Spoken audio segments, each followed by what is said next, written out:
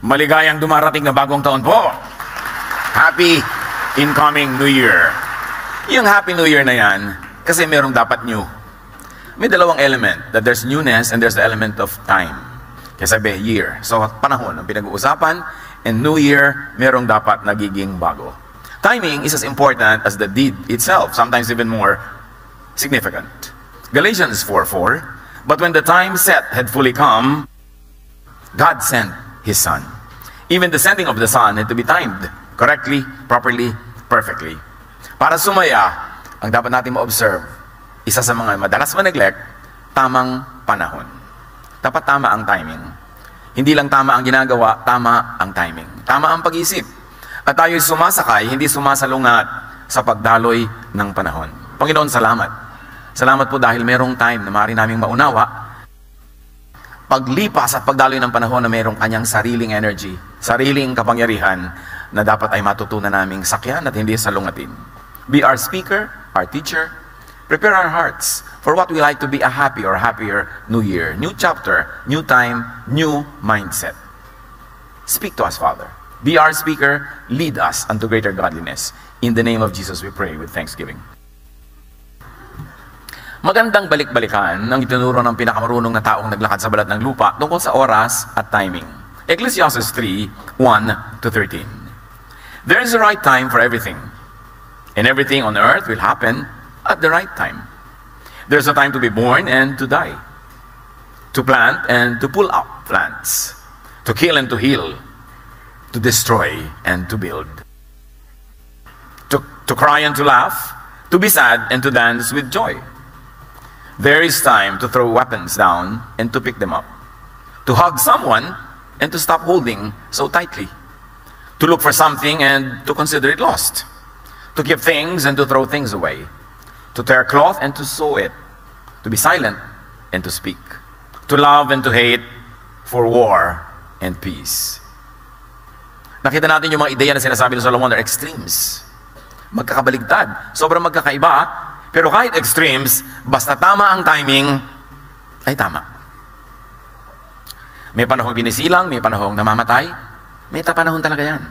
Pag pinasalungat-salungat natin yan, ayaw nating isilang yung dapat isilang, at ayaw nating mamatay yung dapat nang mamatay, lulungkot tayo. Gugulo ang ating pag-iisip, maliligalig tayo.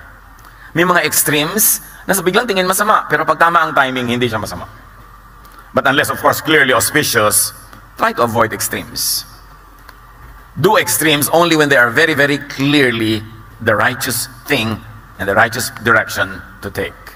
Ecclesiastes 7:18, whoever fears God will avoid all extremes. Really? Timing is it.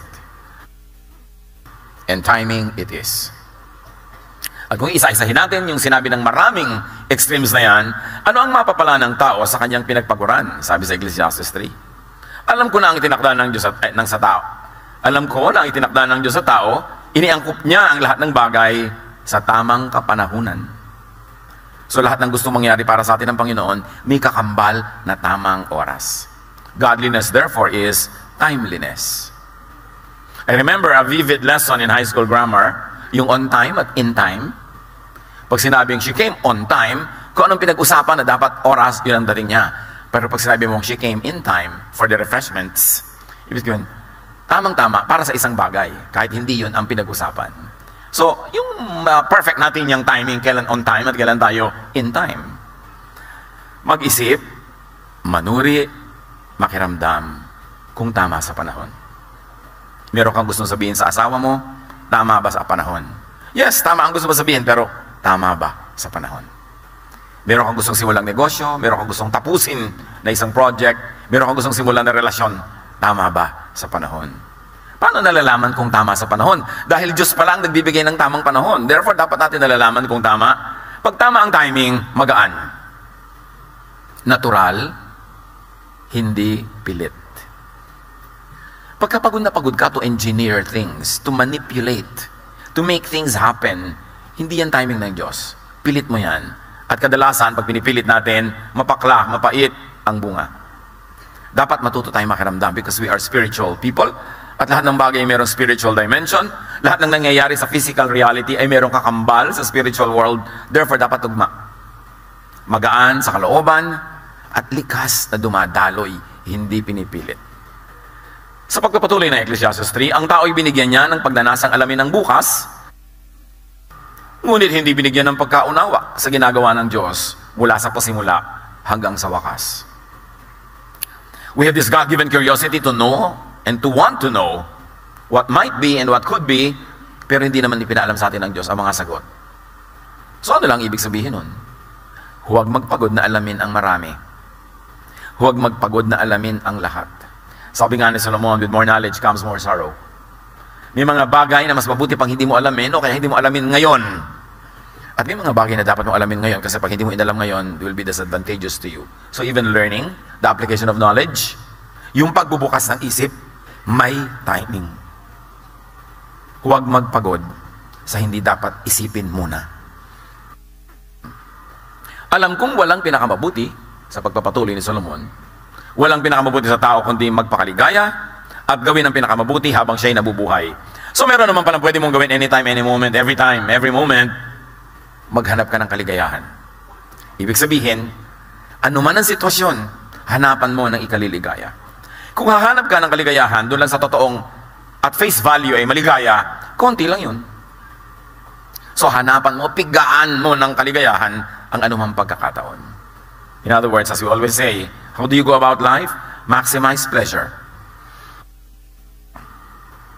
Lahat ng pwede mong idagdag na kulay, sa kulay, lahat ng pwede mong idagdag na lasa, o bawasin para merong lasang tumingkad, how do you maximize pleasure? Paano mo dadagdagan ng musika ang ingay? Paano mo dadagdagan ng lambot ang iyong higaan? Paano mo dadagdagan ng saya ang isang okasyon? Yun ang pagsikapan. Sabi ni Solomon, kahit anong oras, magandang ginagawa yun. You always ask, how can I improve the situation? How can I make the situation happier? How can I maximize pleasure? Kaya nakikita nyo, ang unang-unang himala ng Panginoon, Jesus, tubig ginawa niyang alak. Parang may mag-iisip, could there have been a more profound way to enter into His miraculous ministry or ministry of miracles? Bakit ang unang-unang niyang himala? Parang wala namang kakwenta-kwenta. Alak. But the Lord was maximizing the pleasure of that event. These hardworking people, ang ligaya lang sa buhay at panandalian at pansamantalang saya ay kung may kasalan, may libreng masarap na pagkain, may libreng naiinom na magandang alak kasabay ng kanilang pagkain, naubos agad. At nakikita natin agad doon na sa Panginoon walang maliit na bagay. Sa mga religious people, merong maliit, merong malaki. Pero sa Kanya, kung malaki sa'yo ang bagay na yan, di mamalakihin ko kasi malaki sa'yo eh. Importante sa'yo, di magiging importante rin sa akin.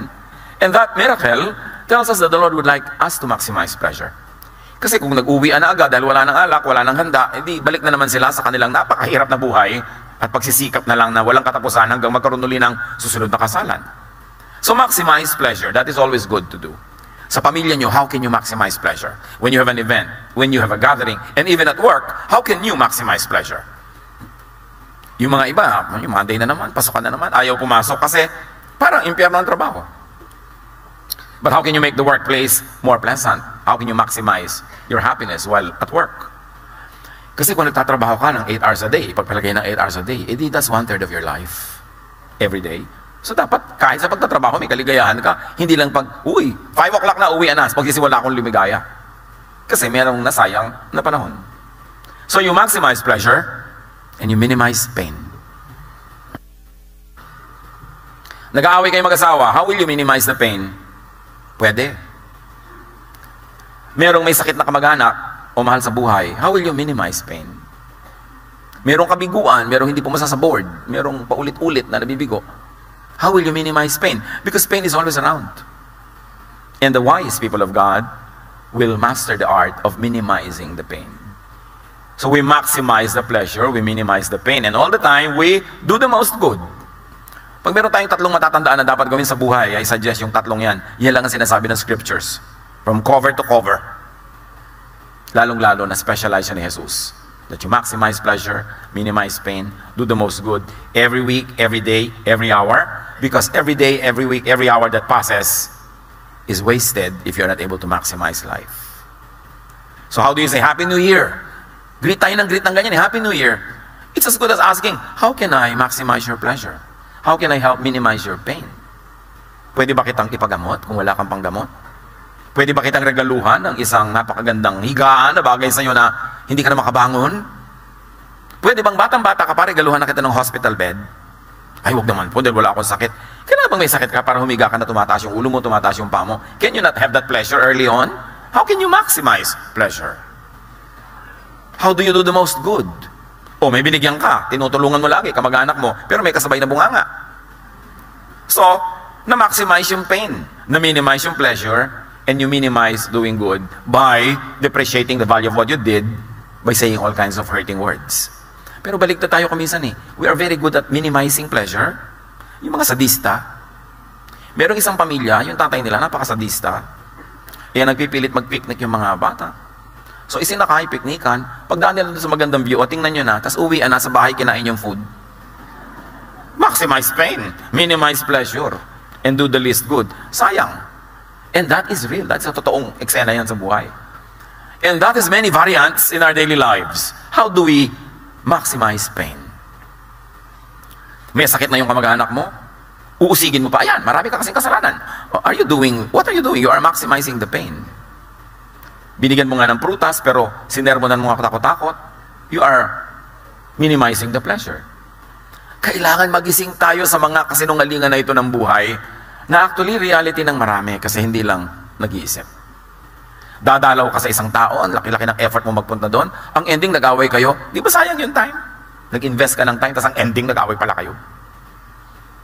Kaya yung mga ibang naka-duty, yung mga marino na 10 months na nasa barko, pag uwi, mag-aaway pa ba kayo noon?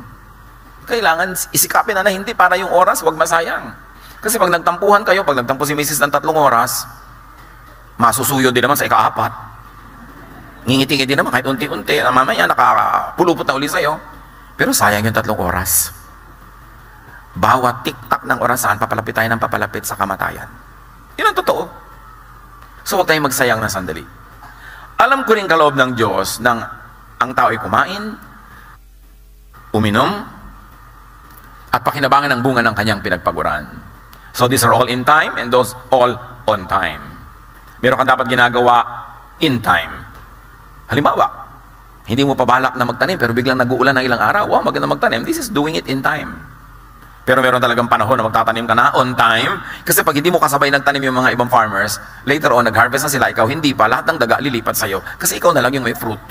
So may on time, may in time talaga. Marunong ka makiramdam na iniiba mo yung nakaset mong schedule na in time, na on time, kasi merong dapat gawin in time. Okay. Parang on time na, napagalitan mo yung anak dahil hindi siya pumapasa sa maraming bagay. Pero biglang ang okasyon ay iba ang takbo. Parang panahon nito para tayo magsaya. So you do it now in time. Kung ano ang hinihingi ng okasyon, whatever will yield the best results for you, marunong ka dapat mag-adjust. Hindi ka slave dapat ng orasan, marunong ka dapat sumakay sa sinasabi ng panahon. Ecclesiastes 3:14-15. Alam kong namamalagi ang lahat ng ginawa ng Diyos. Wala nang kailangan idagdag at wala ring dapat bawasin. Gayon ang ginawa ng Diyos upang ang tao ay magkaroon ng takot sa Kanya. So kahit ano pa lang pagsisikap natin, wala naman tayong maidadagdag at maibabawas. That is in the general scheme of things. But we can of course influence the specifics that are very close to our daily existence. So flow na lang. Do not over-manipulate time and life. Merong normal na takbo yan. Makidaloy sa agos. Kung time na malungkot ang mood, at dapat talagang maging malungkot, may gain din yan. Meron din yan na benefit. Huwag mong pilitin na ibahin kung yun ang dinadala ng panahon. Lahat ng nangyayari ngayon ay nangyari na noong una, gayon din ang magaganap pa. Paulit-ulit lamang ang mga pangyayari. Kahit climate change. Ang laki-laking issue yung mga tao ngayon yung climate change. Totoo, meron tayong pwedeng gawin to mitigate the negative effects. Meron tayong pwedeng gawin para ma-maximize yung pleasure, ma-minimize yung pain, and to do the most good about it. Pero kung may climate change, edi may climate change. Sabi ng Ecclesiastes, ang nangyari ngayon, nangyari na noon at mangyayari pa uli. Paulit-ulit lang. Except that we were not here when the major other climate change happened.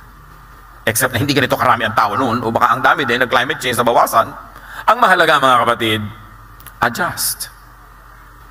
Lagi nang po problema yung mga iba about this climate change at nawawala yung kaligayahan nila, puro fear ang nangyayari. Adjust. Sabi, Pastor, bakit po ngayon December umuulan?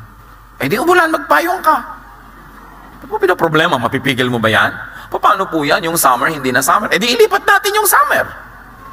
Kung tag-ulan na ngayon pag summer, di dapat ilipat natin yung mga kalendaryo natin. Kung kailan hindi tag-ulan, doon ka mag-schedule ng kasal. Doon ka mag-schedule ng mga gathering, adjust lang tayo. Why problematize it? Solomon said, what has been will be, is coming and is going on, and it will keep going on. Because there's nothing you can add or subtract from creation. Hindi end of the world dahil lang lumipat ang ulan. Hindi end of the world dahil lang uminit o lumamig. Kailangan lang tayong marunong mag-adjust.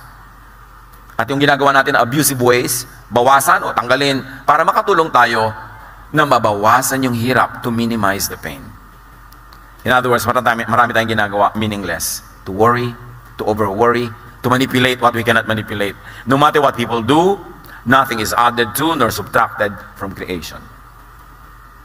In fact, since creation, up to now, not one drop of water is lost or gained. Recycle lang ng recycle. Marunong ka lang dapat sumayaw sa panahon. So manage creation well. Let's do our best. Then let creation be. Kung iinit, iinit. Maglulubugan daw po ang mga maraming city sa 2050. Eh di maglipat-lipat ka na ngayon pa lang. Eh kung mangyayari, ano, pipigilin mo ang dagat? Kaya mo bang pigilin ang pagtaas ng dagat? Matutunaw daw po ang mga yelo. Eh tubig din naman talaga dati yan, naging yelo lang. So siguradong nung naging yelo yan, napakaraming lupang dating lubog na lumitaw. Ngayon matutunaw, eh dilulubog uli. Hindi lang nga nangyayari in one lifetime, kaya parang bagong-bago sa atin yan. Pero it has been happening. A lot of studies. In fact, there are very intriguing studies now that even in Antarctica, because the ice is melting and the ice is diminishing by the minute. Marami na ngayon nakikita ang mga satellites na parang evidences of architecture and civilization buried in the ice. Na dating hindi natin alam nung ang dami-daming yelo. So meron pala tayo mga makikita at malalaman pag yung mga yelong yung natunaw. Mag-adjust lang tayo. Tulad ng mga National Museum natin, National Library, National Archives, dapat dalhin niya sa Marikina o sa Antipolo para pag lumubog ang mga coastal cities, safe ang ating national patrimony. That is the thing we can do. Hindi yung mag-worry na mag-worry. Marami pa namang highland, marami pang matataas na lugar. Agahan na ang pag-a-adjust kung kailangan. Ang dami-dami nagwo-worry, mayroon po palang fault line dito. Dati na yan.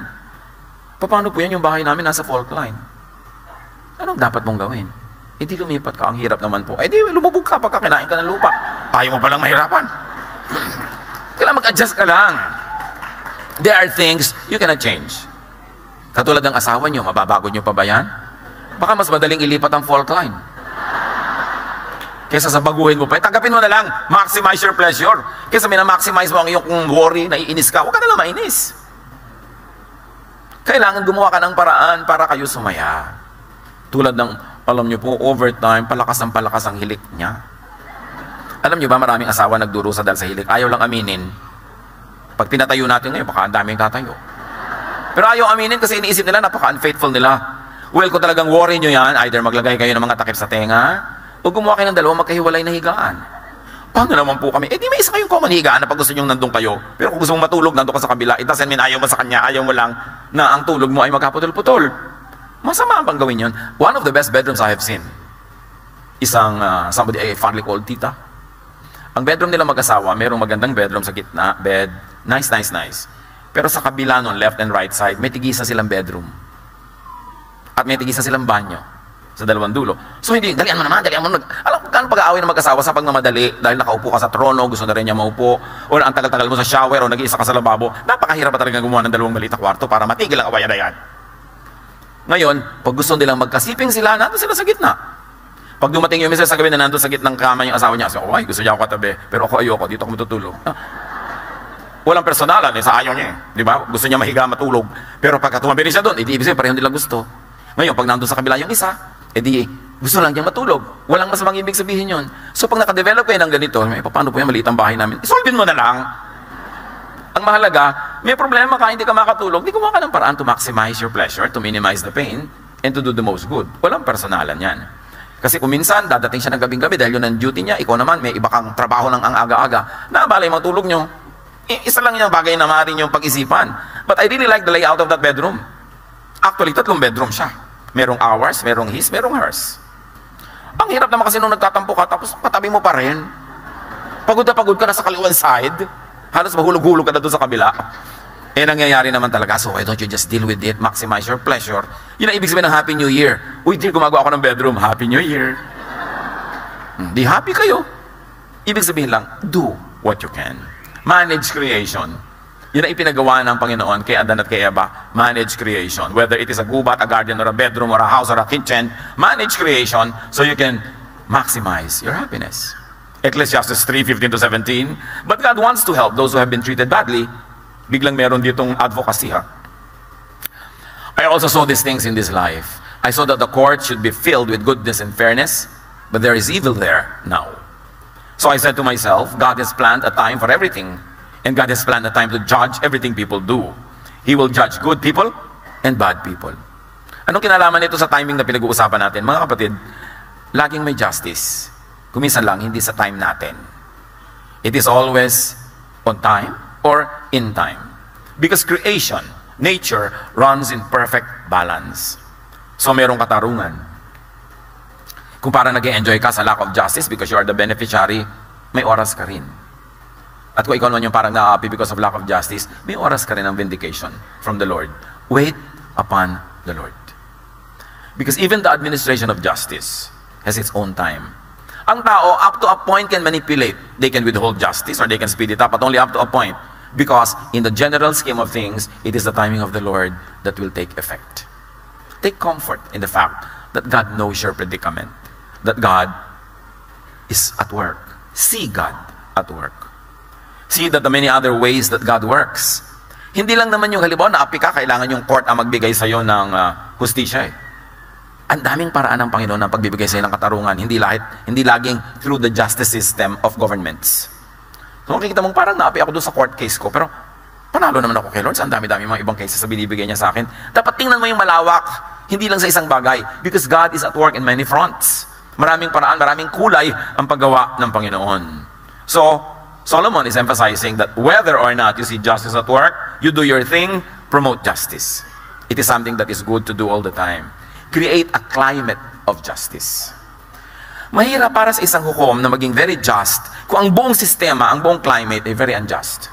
So dapat tayo tumutulong, gumagawa, lumilikha, nagko-contribute to create a climate of justice, a just society, a just civilization. At pag hindi natin ginawa yung dapat natin gawin dyan, hindi tayo nag-contribute, lahat din tayo aanin ng bunga na yan. Tulad ng nangyayari sa atin ngayon. A lot of injustices are happening, but you don't have one particular person to blame. Yun lamang hinahayaan mo na mayroong injustice, kahit hindi ikaw ang gumawa ng wrong, participant ka sa pag-create ng climate of injustice. Yung nakapila ka kuminsan na ganyan, meron pang uuna sa'yo, ang ganda-ganda ng damit, ang laki-laki ng hikaw, tapos walang urbanidad ng uuna. Papayagan mo ba o i-correct mo? What kind of climate will you create? Kasi may mga batang nanonood, may mga kasamang iba. So anong gagawin mo doon? Kailan ka dapat manindigan? Lahat tayo may pananagutan kung bakit ganito ang nangyayari sa ating paligid. Again, how do you minimize pain? How do you maximize pleasure and do the most good? Because there's a lot of happinesses in our lives that have to come from the whole surroundings. Hindi lang ikaw ang gagawa nun, bunga dapat yun ng ating pakikipagtalastasan, ng ating pakikipagtulungan sa isa't isa. So, gusto mong tumigil ang mga baha sa inyong neighborhood, dapat lahat tumigil magkalat doon sa mga kanal at maghulog ng mga basura doon. Dapat lahat maging disiplinado. Kasi kung ikaw lang disiplinado, mababaha pa rin doon. Meron tayong corporate responsibility, communal responsibility. At sa pamilya, how do you create a climate of happiness? Sa pamilya pa lang, how do you create a climate of justice? Do you reward the good and punish the bad? How can we be happy pagka hindi ganun ang ating paraan? So, liban na lang magbago tayo ng pananaw, liban na lang improve natin ang ating paraan ng pag-iisip, empty phrase lang yung Happy New Year. Empty greeting. Because for us to be happy, there should be something new. New time, which means a new opportunity, but also means a new kind of mentality. I have experienced a therapist na nag-aayos siya ng mga bone disalignment na hindi ka lang nakahiga pagka tinitreat ka niya. Tumatayo ka, lakad ka ng lakad, tapos tinitingnan niya yung galaw mo at may mga time na bigla niya itutulak yung hips mo. Sa gitna ng paglalakad mo, may timing ang kanyang treatment ng bone. Yung nakalawit yung tuhod mo, kukuya-kuya-kuya ka na gano'n, tapos binabantayan niya, may timing na bigla niya, ito twist. So hindi lang basta-basta ginagawa niya yon, may tamang time. Kasi may mga time na nakabuka yung joints mo, may nakasara, so pag may ikinokorek ka nang nakasara yon, edi magkakabali-bali lang yung buto mo. At marami tayong ginagawang gano'n sa buhay, mga kapatid. Tama yung ginagawa pero wrong timing. So makiramdam. Wala kasing formula para malaman kung kailan yung right time. Ecclesiastes 3:22. Kaya naisip kong walang pinakamabuti kundi pakinabangan ng kanyang pinagpagurahan. Ito ang ating bahagi. Mainam yan ulit-ulitin kasi mayroong malalim na kahulugan. Earn your pleasure. Plant to harvest. What are you planting in your company? What are you planting in your family? What are you planting in the community? Because that is what you will harvest.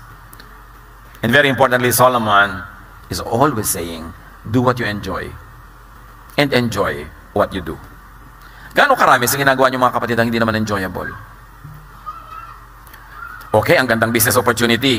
Pero alam mo, hindi mo gusto yung karakter nito magiging makasosyo mo. Tutuloy ka pa ba for the prospect of profit? Pero pagtsatsagaan mo ito mga taong ito, why do something that is not pleasurable? Lalong-lalo kung hindi na naman maiiba ang kinakain mo, yun na rin yun. May pera ka na rin.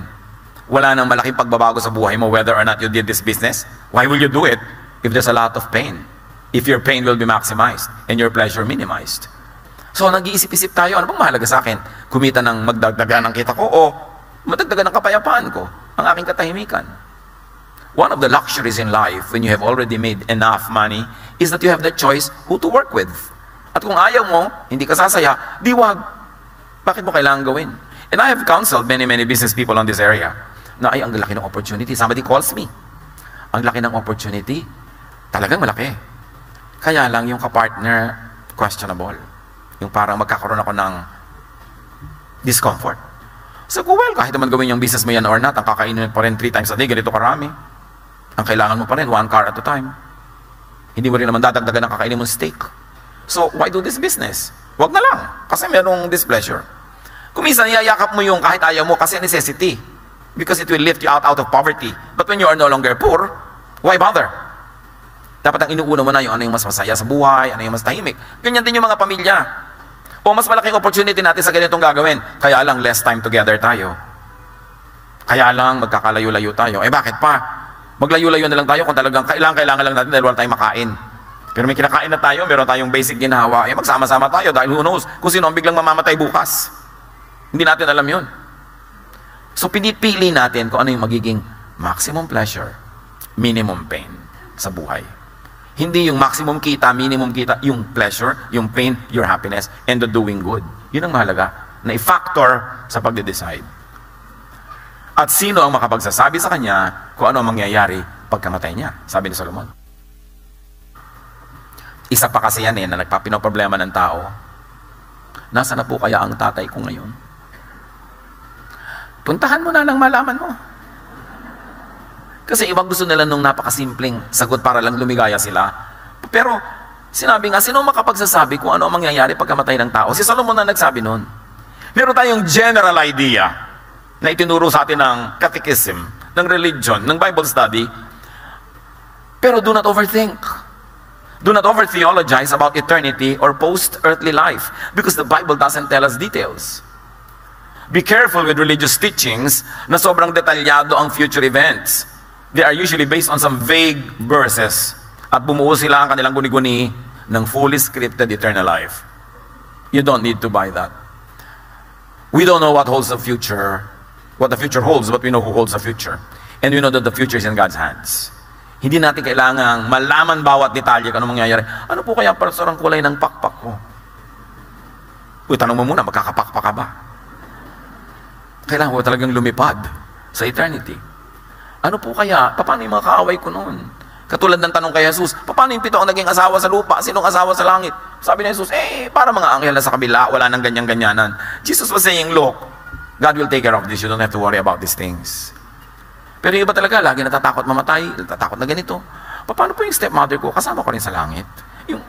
Yung nakaaway ko, kasama ko rin ba yan? Isa yan na nagtatanggal ng happiness natin Nababawasan yung excitement to be with the Lord in an eternal spiritual context. Because we over-worry. Tapos parang gusto mo talaga may mga magpunta sa impyerno. Ibig niyo po sabihin, yung mga kapitbahay ko, hindi rin sila pupunta sa impyerno dahil na born again. So gusto mo ikaw lang. Yung mga bagay na hindi dapat pinag-iisipan. Kasi kahit anong pag-iisipan gawin mo, sayang lang, hindi mo rin masosolve. Ecclesiastes 4:4, nakita ko rin ang tao ay nagpapagod upang mahigitan ang kanyang kapwa. Ngunit ito man ay walang kabuluhan, tulad lang ng paghahabol sa hangin. How much do you do? Do you do because you're only trying to compete with someone? May nagsabi, Bakit po may mga pamilyang ang yayaman na nila? Pagkayaman-yaman na, wala pang tigil ng pagpapayaman. Sabi ko, alam mo, may mga pamilya na may mga sibling rivalry.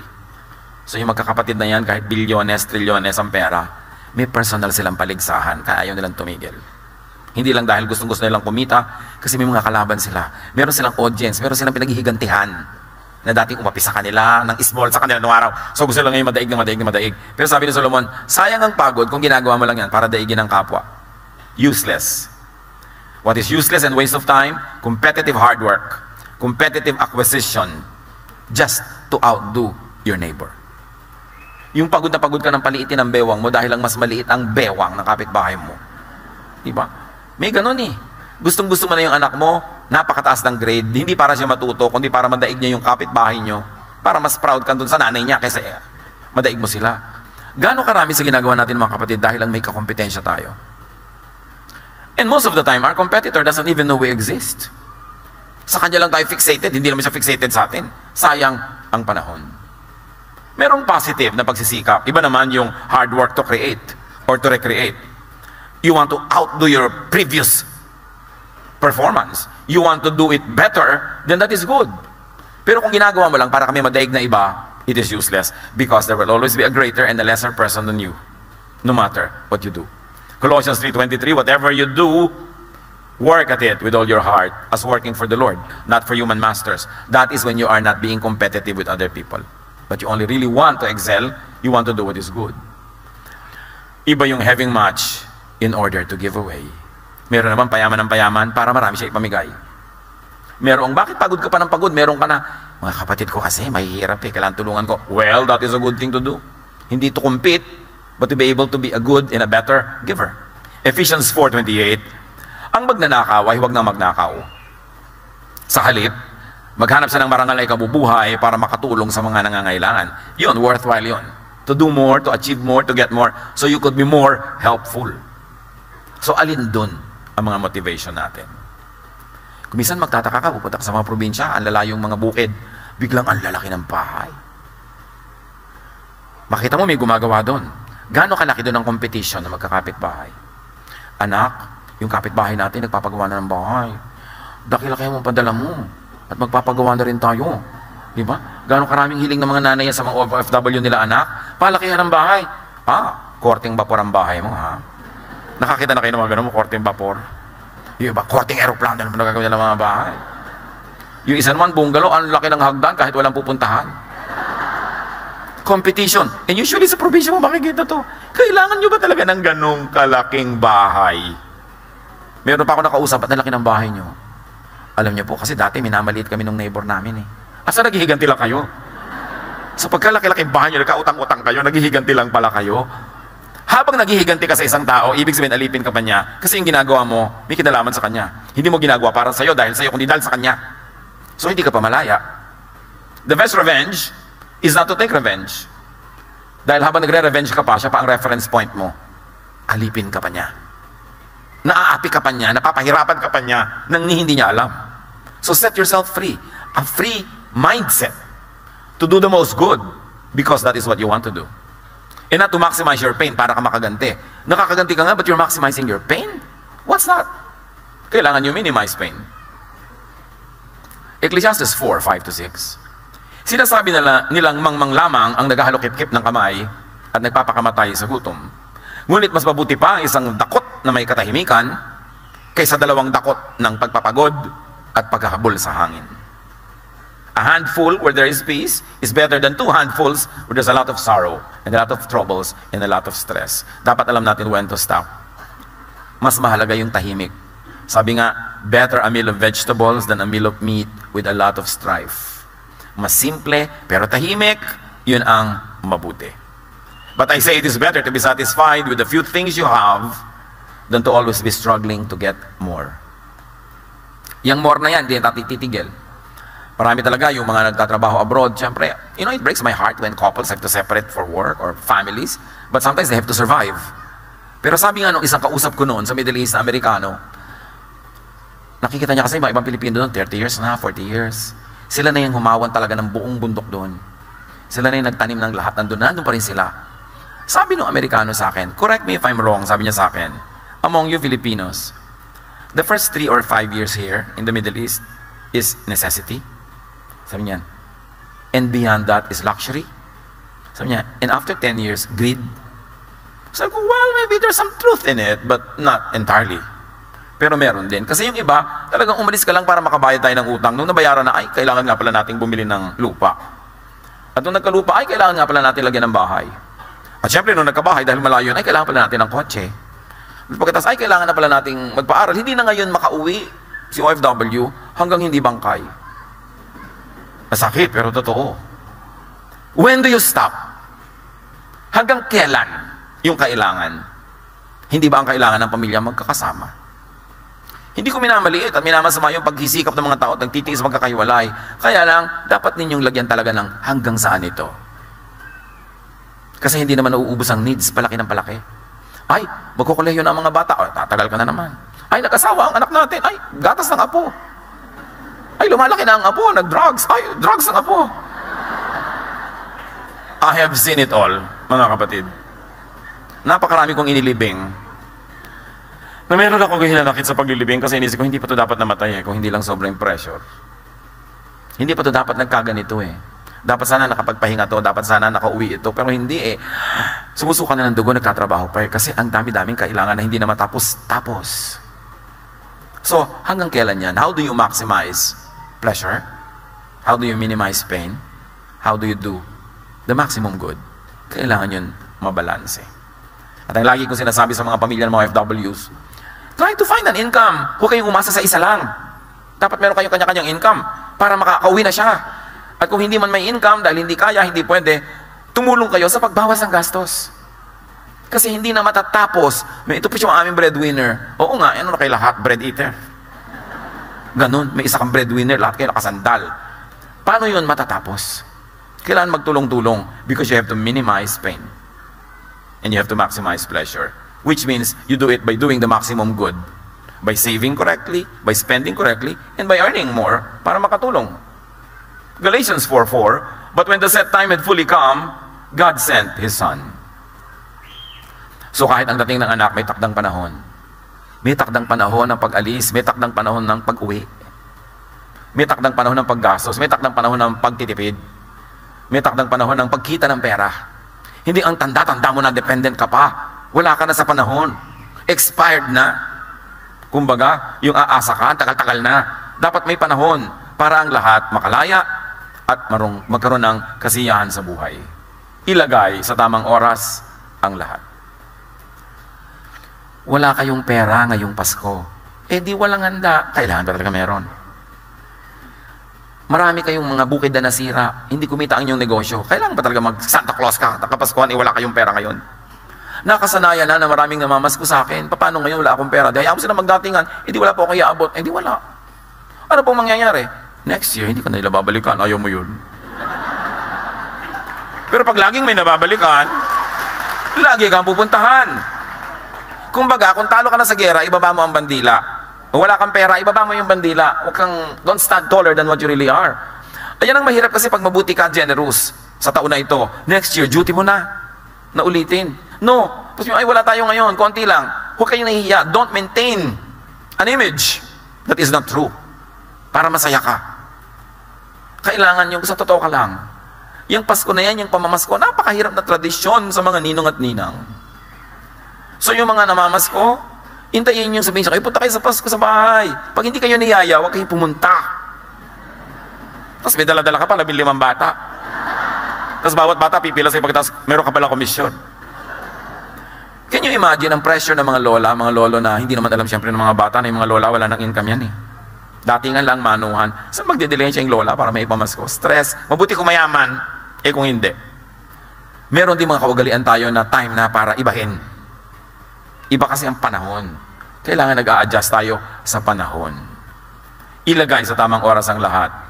Pag parang walang bagay or fitting na gawin, pag di alam kung anong dapat gawin, manahimik. Pastor, hindi ko pa alam kung anong gagawin ko sa napakalaki kong problema. Hindi mo talaga alam. Dapat ang gawin mo, manahimik ka. Makiramdam. Manalangin. At maghintay ng tamang panahon. Huwag kang kumilos para makakilos ka lang kahit na alam mong hindi yun ang tamang panahon. Maghintay ka, may oras yan. Para yung gumagalaw na balakang o joint, may tamang oras kung kailan mo ito twist para mag-work. Sa pagkilos, sa pagsasalita, sa pag-iisip, may tamang oras. Kailan ang tamang panahon? Kailangan, pakiramdaman mo yan. It's a spiritual activity to find the right time. Walang manual. Dapat, yung pangyayari, parang nagtutulong-tulong ang buong universe para dalhin sa'yo yung gustong dalhin sa'yo, alam mo, tamang panahon yun. Kusa, bumubukal, hindi pilit. Kahit pag-ibig, kung may magmamahal sa'yo, kusa ka mamahalin, bumubukal, hindi pilit. Kahit anong pilit ang gawin mo, hindi mo talaga yan mapipilit. Kailangan maluwag, magaan, at tumatalab. So, kailan ang tamang panahon? Spiritual activity yan, I cannot tell you. Pero kailangan, sabi, be still and know that I am God. Watch God at work. Makiramdam ka, sumunod ka. Pagka lumakad na ang Diyos, sumunod ka. Pagka huminto ka, huwag mong pangunahan. Kung hindi mo alam ang gagawin, wala kang dapat gawin kaysa magkamali ka. Maghintay. Ipararamdam yan sa'yo kung nakikiramdam ka. Ecclesiastes 3:1, there's a right time for everything, and everything on earth will happen at the right time. Happiness is a matter of timing. You do the right thing at the right time, that will be happiness. Kailangan sensitive tayo sa sinasabi ng panahon. Panginoon, turuan niyo po kami na maging mapagpakiramdam, maging sensitive. Turuan niyo kaming dami-damihan, haba-habaan ng aming quiet time, quiet moment with you, para madinig namin ang inyong tinig, ang inyong udyok, ang inyong direksyon. Turuan niyo rin po kaming suriin ang aming ginagawa sa maiksing buhay na para hiram mo sa amin. That we should be maximizing pleasure. But is that what we're doing? We should minimize pain. Pain namin at pain ng iba. And we should do the maximum good. Para sumulit ang pahiram na oras niyo sa amin. Na may takda na babawiin niyo rin. Nawa, Panginoon, maging sensitive kami para walang masayang na panahon. Maipagdiwang, maipagbunyi namin ang bawat sandali na buong kabaitan niyong ipinahihiram sa amin. Magbulay-bulay tayo sa mandali.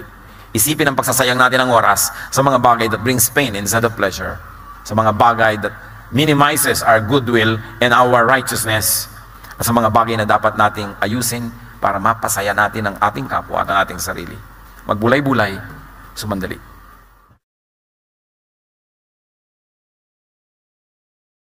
Love to you, mga pamangkin.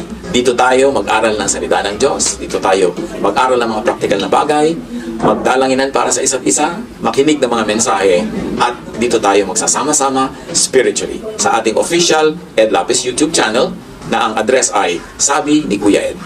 Remember, dito tayo ha, Sabi ni Kuya Ed, ang ating official YouTube channel.